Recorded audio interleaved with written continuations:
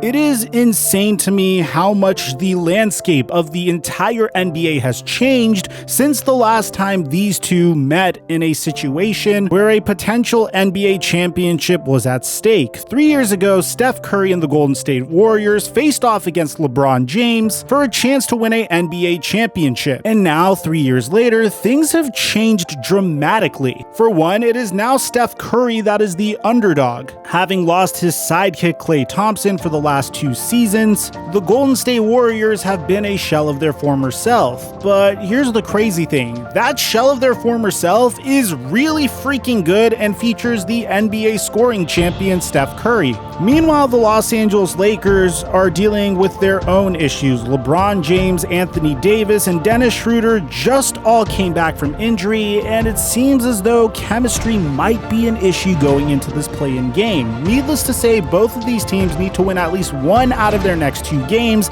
in order to even have an opportunity to make a playoff appearance. So what's going on, guys? Your boy Mike here. Really quickly, guys, before we get to the content, I just want to let you know that my podcast, Laced Up, is giving away a PlayStation 5 or an Xbox Series X to a subscriber that turns on our notifications on our YouTube channel. We're going to announce the giveaway winner once we hit 40,000 subscribers on that channel. And if you could smash that like button for the YouTube algorithm, this is our second day in a row where we're doing a double upload day. Now that we got all that out of the way, cue the intro.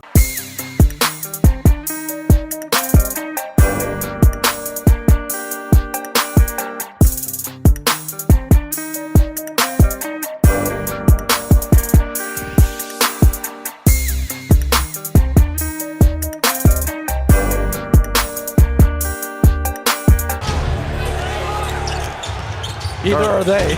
Curry, step back three.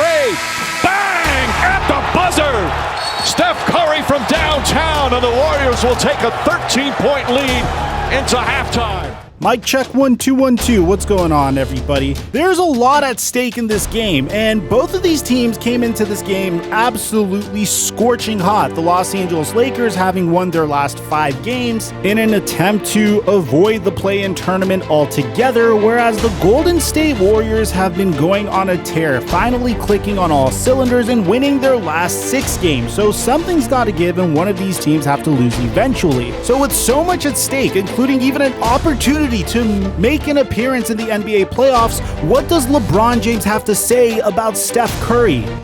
We're playing versus, in my opinion, the MVP of our league this year, and Steph. So we can look what he's done this year. I mean, there's nobody. Everybody counting him out this year. Everybody saying that, now that Klay is hurt, can Steph lead a team on his own? What is he going to be able to do? Can he carry a team on his own? Can he carry a team into the postseason? Can he keep a team afloat? He's done that and more. And look, I'm not trying to hate on LeBron for respecting Curry. As a matter of fact, I think Curry deserves all of that respect and more. But when you see the way Steph Curry responds to LeBron James, that's the type of demeanor I would want from my star player going into a matchup of this caliber. You're not supposed to be in the 7th seed right now. You're all the way down here because of injuries. You don't want to be here. You should be frustrated that you're here, and you should be focused on business and maybe save these comments until after the matchup is over. Obviously, I'm appreciative of, he knows when he says something, people pay attention. So for him to speak on my MVP candidacy is definitely, I respect him for it. I appreciate it. We all know as competitors, though, when the lights are on, I can talk about how great he is till I'm blue in the face, and he can do the same. Doesn't change how we approach, that competition when we're out there.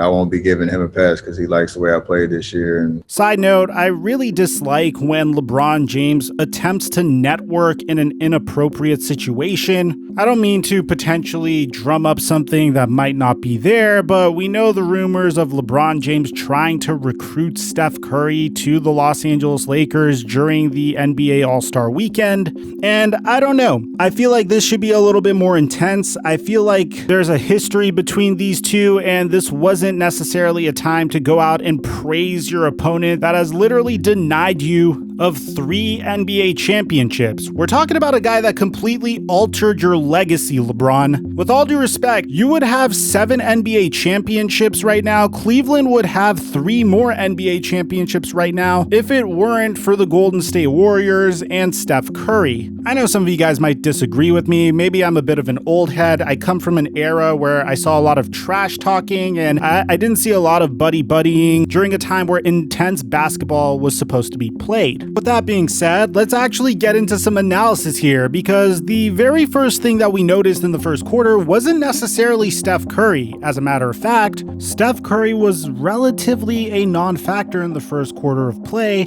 and we saw a lot more from players like Kent Bazemore and Andrew Wiggins. The biggest storyline in this game, at least in the early part of the game in the first half, was the fact that Andrew Wiggins and Draymond Green were playing splendid defense on LeBron James. LeBron James and Anthony Davis would get absolutely shut down in the first half of play, combining for 15.8%, making 3 out of 19 of their field goal attempts, which would be their worst field goal percentage in a half since ever becoming teammates. And you combine that with the fact that Steph Curry was kind of going off, hitting 3 of his 3s so far, but wasn't absolutely hitting a barrage of 3s, and you could already smell that the Los Angeles Lakers were in trouble because they were getting dominated by a combination of good defense and the Golden State Warriors role players. And I would be doing the Golden State Warriors a huge disservice if I didn't mention Andrew Wiggins and Draymond Green.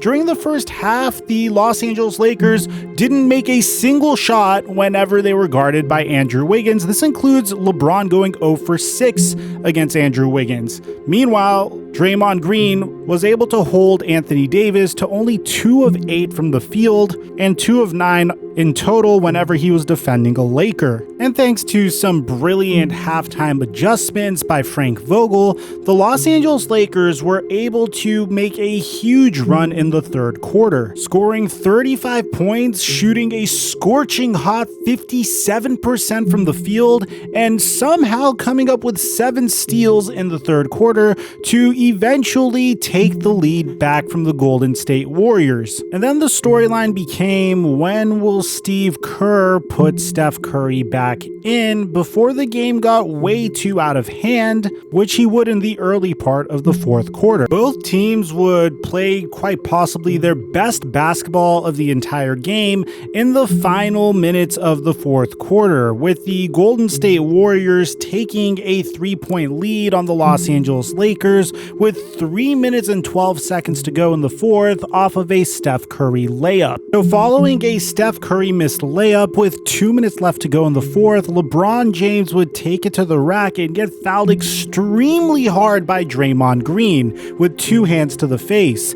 After further review and much deliberation about whether or not this was a flagrant foul or not, it would be ruled just a regular foul. And let me know in the comment section down below if you agree with this call, because it seemed like a very hard foul on LeBron. Following that foul, the Los Angeles Lakers would play remarkable basketball as Alex Caruso would find a cutting Anthony Davis for a wide open bucket.